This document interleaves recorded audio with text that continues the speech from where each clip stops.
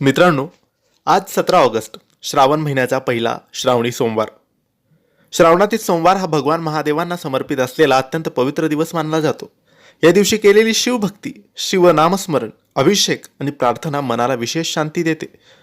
जर तुमच्या आयुष्यात सध्या सतत अडचणी येत असतील, कामे होत नसतील, पैशाची चिंता असेल, घरात अशांतता असेल, मनात नकारात्मक विचार असतील, एखादे काम वारंवार अडकत असेल किंवा कितीही प्रयत्न करूनही परिस्थिती बदलत नसेल, तर आजचा हा सोमवार तुमच्यासाठी शक्ती, भक्ती आणि सकारात्मक संकल्प करण्याची एक सुवर्ण संधी तुम्हाला देणार आहे.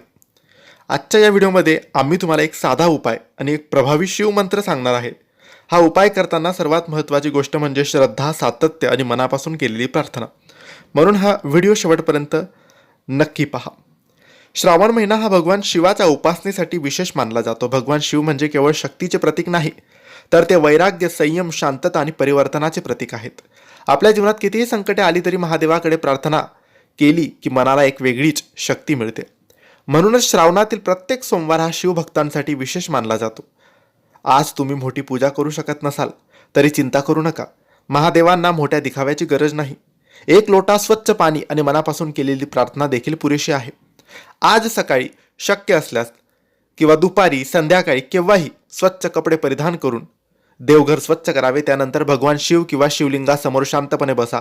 तुमच्याकडे शिवलिंग असेल तर त्यावर स्वच्छ पाण्याने अभिषेक करा. शक्य असल्यास थोडे दूध, बैलपत्र आणि फुले अर्पण करा. पण हे सर्व करणं शक्य नसेल तरी फक्त स्वच्छ पाणी अर्पण करून तुम्ही प्रार्थना करू शकतात.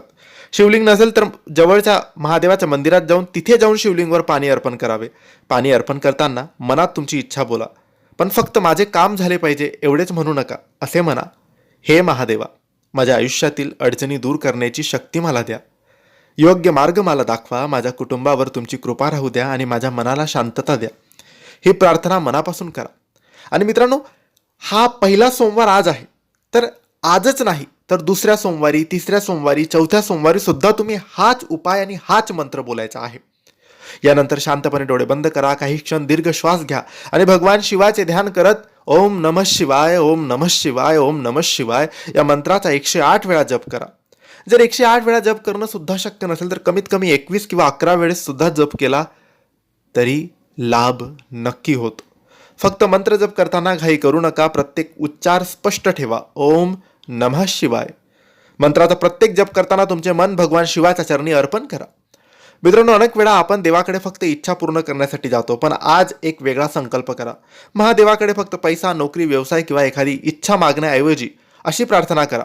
महादेव, मला योग्य निर्णय घेण्याची बुद्धी द्या. संकटातून बाहेर पडण्याची शक्ती द्या. माझ्या कुटुंबाचे रक्षण करा आणि माझ्या मनाला स्थिरता द्या. कारण परिस्थिती बदलण्याआधी अनेकदा आपल्यामध्ये बदल होणे आवश्यक असते आणि जेव्हा मन मजबूत होते तेव्हा संकटाचा सामना करण्याची शक्ती वाढते. जर तुमच्याकडे बेलपत्र उपलब्ध नसेल तर भगवान शिवाला पाणी फक्त अर्पण केले तरी चालते. आणि बेलपत्र असेल तर बेलपत्र नक्की अर्पण करावे.